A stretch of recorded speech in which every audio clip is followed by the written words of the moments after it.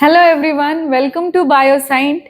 मैं वापस आ गई हूँ आपके साथ एक इम्पॉर्टेंट टॉपिक डिस्कस करने, जिसको मैंने पहले भी डिस्कस किया था। इंट्रोडक्शन दिया था मैंने उस चैप्टर का, that is how do organisms reproduce. और ऑर्गेनिजम्स के रिप्रोडक्शन में क्या क्या इम्पोर्टेंट इवेंट्स होते हैं वो भी डिस्कस किया था मैंने। अगर आपने वो वीडियो नहीं देखा है तो मैं वो लिंक में डाल दी हूँ और वो आप देख लेना। और उसके बाद ये उसका कंटिन्यूएशन है। तो लास्ट वाले वीडियो में मैंने बात करी थी कि रिप्रोडक्शन क्या है, to produce the young ones of their own kind. उसके बाद मैंने बताया था कि एसेक्सुअल रिप्रोडक्शन और सेक्सुअल रिप्रोडक्शन में क्या डिफरेंसेस है। आज हम लोग एक्सक्लूसिवली बात करने वाले हैं मोड्स ऑफ एसेक्सुअल रिप्रोडक्शन के बारे में। तो मोड्स ऑफ एसेक्सुअल रिप्रोडक्शन, जैसा कि मैंने बताया था, यहाँ single parent is sufficient to produce the young ones and the offsprings और the daughter cells are clones of each other. अब मैं बात कर रही हूँ जो छोटे छोटे ऑर्गेनिजम्स हैं उनमें कौन सा मोड ऑफ एसेक्सुअल रिप्रोडक्शन होता है। मैंने यहाँ लिस्ट बना रखी है। I will tell you about each one of them with certain examples. पहला है fission, budding, vegetative propagation, fragmentation, spore formation and micro propagation which is also called as tissue culture। आइए हम बात करते हैं पहले फिजन की। फिजन आपने फिजिक्स में भी पढ़ा होगा, something is breaking down. Fission जो है बेटे, ये क्या है? Breaking down. फिजन दो तरह का होता है बच्चों। पहला है बाइनरी फिजन। बाइनरी आप समझते हो, बाइनरी मीन्स टू, और दूसरा है मल्टीपल फिजन। तो बाइनरी फिजन को हम कैसे समझेंगे? बाइनरी फिजन में क्या होता है बेटे, एक सेल जो है वो डिवाइड होता है, लेकिन एक प्रोसेस है। पहले उनके न्यूक्लियर मेम्ब्रेन, जो न्यूक्लियस है, जो जेनेटिक मटेरियल है, उसकी कॉपी बनती है और वो दो पार्ट में डिवाइड होते हैं और उसके बाद उनका साइटोप्लाज्म डिवाइड होता है। तो अगर आप यहाँ पे देख सकते हो, यहाँ पे पहले karyokinesis that is division of nucleus हो रहा है, उसके बाद क्या हो रहा है बेटे, यहाँ पे साइटोप्लाज्म की डिवीजन हो रही है। This we can see in amoeba as well as in bacteria. तो इसके एग्जाम्पल क्या लिखेंगे हम लोग? बाइनरी फिजन के एग्जाम्पल लिखेंगे हम अमीबा। एक एक एग्जाम्पल हम लिखते चलेंगे। और मल्टीपल फिजन, आप फिर से देखो, आप सबको पता है कि मलेरिया जो है उसका कॉजेटिव एजेंट क्या है बेटे? मलेरिया का कॉजेटिव एजेंट है प्लाज्मोडियम। ठीक है, तो प्लाज्मोडियम में आप देख रहे हो कि एक सेल के अंदर क्या हो रहा है बेटे? एक सेल के अंदर बहुत सारे न्यूक्लियस है, क्योंकि इसमें रिपीटेड क्या हो रहा है? न्यूक्लियर डिवीजन हो रहा है, और जिसकी वजह से अभी साइटोप्लाज्म डिवाइड नहीं हुआ, तो इसमें बहुत सारे न्यूक्लियस है, इसीलिए इसे हम मल्टीपल फिजन कह रहे हैं। और ये तब तक अपनी कॉपी बनाते हैं जब तक काफी सारे नंबर में नहीं हो जाते, और उसके बाद they attack the cells, human red blood cells. तो इसका एग्जाम्पल क्या होगा बेटे? प्लाज्मोडियम। प्लाज्मोडियम, ठीक है। अब हम बात करेंगे, Plasmodium is a malarial parasite, it is an protozoan. Okay, it is a protozoan. अब हम बात करते हैं बडिंग की। बडिंग मतलब होता है कुछ आउटग्रोथ, पेरेंट के बॉडी से कुछ आउटग्रोथ। अभी यहाँ ईस्ट में आप देखेंगे, ईस्ट में क्या हो रहा है बेटे? ये जो पेरेंट बॉडी है उससे जो बर्ड अराइज हुआ, उसी से और भी बर्ड्स जो है वो निकल रहे हैं। इसे हम क्या कहेंगे? इसे हम कहेंगे चेन बडिंग। ईस्ट में क्या होता है बेटे? Chain budding. अब बडिंग और कहां देखने को मिलती है? आप देखिए, यहाँ पे है हाइड्रा। हाइड्रा जो है बेटे, हाइड्रा में एक आउटग्रोथ हुई, और इस आउटग्रोथ को देखेंगे तो ये डिटैच नहीं हुआ है अभी पेरेंट बॉडी से। ये एक ग्रेजुअल प्रोसेस है जिसमें ग्रोथ तो हो रही है हाइड्रा की, वो अभी ब्रेकडाउन नहीं हुआ। Once it is mature it will shred off. तो ये कहां देखने को मिलेगा हमें? ये हाइड्रा में देखने को मिलेगा। I hope you are understanding. हमने बात करी फिजन की और बडिंग की। उसके बाद हम पढ़ने वाले हैं वेजिटेटिव प्रोपगेशन, पर ये काफी बड़े बहुत सारे इसके पार्ट्स हैं, तो हम इसको बाद में डिस्कस करेंगे। पहले हम बात कर लेते हैं ये जो छोटे छोटे मोड्स हैं उनमें हम बात कर लेते हैं फ्रैगमेंटेशन की। फ्रैगमेंटेशन का मतलब होता है बेटा टुकड़ा, टूटना। कितना अजीब है ना कि एक ऑर्गेनिज्म समहाउ ब्रेक होता है और उससे एक नया ऑर्गेनिज्म डेवलप हो जाता है। उसका कुछ सेक्शन, कुछ पार्ट्स, जैसे आपने एक फिलामेंटस, देखो यहाँ पे मैं दिखा रही हूँ आपको, ये है स्पाइरोगायरा। क्या है? स्पाइरोगायरा। और इस स्पाइरोगायरा में क्या देख रहे हो आप? एक फिलामेंटस एल्गा है, इसके बॉडी में से फ्रैगमेंट टूटा और उससे क्या हुआ बेटे? ये जो है एक नया स्पाइरोगायरा तैयार हो गया। तो इसका एग्जाम्पल क्या होगा बच्चे? स्पाइरोगायरा। ठीक है, अब आते हैं हम स्पोर फॉर्मेशन के बारे में बात करते हैं। तो स्पोर फॉर्मेशन क्या है? ये स्पोर्स जो है छोटे छोटे सेल्स जैसे हैं, छोटे स्पोर्स जो होते हैं, ये फेवरेबल कंडीशन अगर होगी तो इन वो जर्मिनेट कर जाएंगे इमीडिएटली, और अगर फेवरेबल कंडीशन नहीं होगी तो क्या होगा बेटे? ये अपने अराउंड जो है सराउंडिंग में ये एक सिस्ट और एक हार्ड लेयर बनाकर रहते हैं। और हम कहाँ देखते हैं स्पोर फॉर्मेशन? आप फंगस में देखते होगे स्पोर फॉर्मेशन, आप मॉसेस में जो ब्रायोफाइट्स होते हैं उसमें देखते हैं स्पोर फॉर्मेशन, और फर्न्स में देखते हैं। क्लास 9 में ये क्लासिफिकेशन पढ़ा था हमने, फंगस, मॉसेस और फर्न्स में हमें स्पोर फॉर्मेशन देखने को मिलेगा।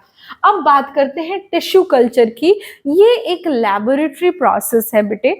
क्या है ये? लैबोरेटरी में किया जाता है, इन विट्रो भी बोलते हैं इसको। इन विट्रो प्रोसेस है। कुछ भी अगर हम लैबोरेटरी में काम कर रहे हैं तो या तो प्लांट का भी टिश्यू कल्चर कर सकते हैं या एनिमल का भी टिश्यू कल्चर कर सकते हैं। ये एक स्टेप वाइज फेनोमेना है जिसमें किसी भी प्लांट का एक पार्ट, छोटा सा वेजिटेटिव पार्ट ही लेते हैं, तो उसको हम न्यूट्रिएंट मीडियम में ग्रो कराते हैं। मैं इस पिक्चर में आपको समराइज कर देती हूँ। एक एक्स प्लांट लेंगे हम और उसके बाद इसको न्यूट्रिएंट मीडियम में डालेंगे और सारे फेवरेबल कंडीशन देके तो हम देखेंगे कि इसमें कैलस फॉर्मेशन हो रहा है, अनडिफरेंशिएटेड मास ऑफ सेल, और वो कैलस से बाद में स्टेम और रूट्स बनेंगे। और उसके बाद क्या होगा बेटे? उसके बाद ये फिर से हमें एक नया प्लांट दे देगा। तो this is how tissue culture occurs. And इसका जो कॉमन एग्जाम्पल है, जो ऑर्नामेंटल प्लांट्स है, डेकोरेटिव प्लांट्स है,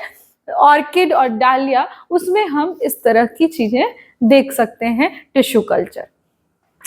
बच्चों को कंफ्यूजन होती है कि माइक्रो प्रोपगेशन और वेजिटेटिव प्रोपगेशन क्या अलग है? लॉजिकली देखें तो अलग नहीं है, क्योंकि दोनों में वेजिटेटिव पार्ट यूज हो रहा है, लेकिन वो हम प्रेफरेबली कहाँ कर रहे हैं? लैब्स में कर रहे हैं। और ये हमारा जो है ये कहाँ हो रहा है? अगर हम आर्टिफिशियल वेजिटेटिव प्रोपगेशन करेंगे it is equivalent to tissue culture, और इस तरह से। और नेचुरल जो वेजिटेटिव प्रोपगेशन है ये नेचुरली हो रहा है। सबके घर में आलू तो होगा ना बेटे, आलू, उसमें देखते हो आई आ गया, सब बोलते हैं आलू में आई आ गया है। क्या लिटरली वो आई होता है? एक्चुअली वो होता है ट्यूबर या बड, ट्यूबर या बड। उसको अगर आप फिर से किसानों से जमा करके रखते हैं और अगर उसको फिर से सॉइल में लगाओगे तो आपको क्या मिल जाएगा? पोटैटो मिल जाएगा। ठीक है, तो मैं आती हूँ वहां। पहले हम बात करते हैं नेचुरल वेजिटेटिव प्रोपेगेशन क्या होता है। यहाँ पे बेटे आपको एक मोस्ट कॉमन एग्जाम्पल क्या है? ब्रायोफाइलम। आप यहाँ देख रहे हो ना, ब्रायोफाइलम में क्या है? लीव्स जो है नॉचेस जो है टर्न्स है, यहाँ पे छोटे छोटे बर्ड्स हैं, लीफ बर्ड्स। और उस लीफ बर्ड्स में आपको वो जो बर्ड है, leaf bird, that is capable of generating one new offspring. So Bryophyllum, ये क्वेश्चन बहुत इंपॉर्टेंट है और ये आता ही आता है एग्जाम में। तो आपको एग्जाम्पल याद रखना है, name one plant which is grown by natural vegetative propagation through the leaves. You will tell the example of Bryophyllum. I hope you have understood. Okay, then stem में काफी वेरिएशंस है बेटे, काफी सारे वेरिएशंस है। आप देखो पर्टिकुलर किसी किसी प्लांट में हम इनका नाम अलग से जानते हैं, जैसे corn. Corn is a part of banana. Banana कहते हैं they are the parthenocarpic fruits. What does that mean parthenocarpic? आप जरूर सर्च करना पार्थिनोकार्पी मीन्स क्या होता है। तो बनाना जो है बेटे, बनाना में ये कॉर्म एक स्ट्रक्चर जो फ्लावर जैसा है, एक्चुअली फ्लावर जो कॉर्म पार्ट है उससे बनाना डेवलप किया जा सकता है। बर्ड से पोटैटो बनाया जा सकता है, मतलब ग्रो किया जा सकता है। अनियन में बल्ब्स होते हैं, ये नेम बहुत इंपॉर्टेंट है। Bulbs, onion, match the following में पूछा जा सकता है। ऑफसेट वाटर हायासिंथ जिसे इकॉर्निया भी कहते हैं, आपको पता है इसे टेरर ऑफ बंगाल भी कहते हैं। क्यों कहते हैं टेरर ऑफ बंगाल? आप पता करके बताना मुझे। Water hyacinth, Eichhornia.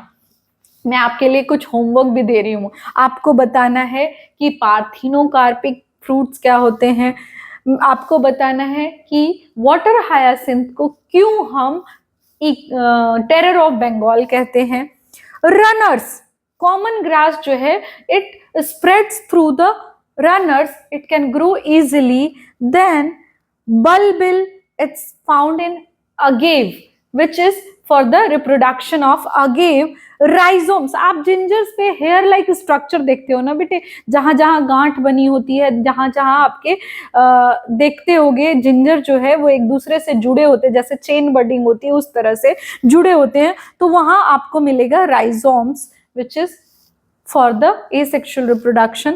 and suckers are found in mint। पुदीने में आप suckers लगाकर नया मिंट प्लांट लगा सकते हैं।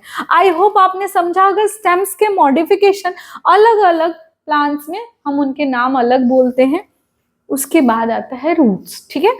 तो रूट्स, कैरेट एक रूट है बेटे, तो कैरेट जो है नेचुरली वो उसके थ्रू हम ग्रो कर सकते हैं। ये था नेचुरल वेजिटेटिव प्रोपगेशन, जो कि वेजिटेटिव प्रोपगेशन में आता है, जो कि एसेक्सुअल रिप्रोडक्शन का मोड है, जो एक रिप्रोडक्शन का मेथड है, ठीक है। अब हम बात करते हैं आर्टिफिशियल। ये हॉर्टिकल्चरिस्ट के लिए एक बहुत इंपॉर्टेंट सेगमेंट है। हॉर्टिकल्चरिस्ट क्या होते हैं बेटे? Those who grow flower, vegetables and ornamental plants. तो वो क्या करते हैं बेटे? कम टाइम में ज्यादा से ज्यादा वैरायटी और वेरिएशंस देखते हैं प्लांट में। तो आपके लेवल पे मैंने इंपॉर्टेंट कुछ मेंशन कर दिया है यहाँ पे। तो कटिंग, कटिंग मीन्स व्हाट?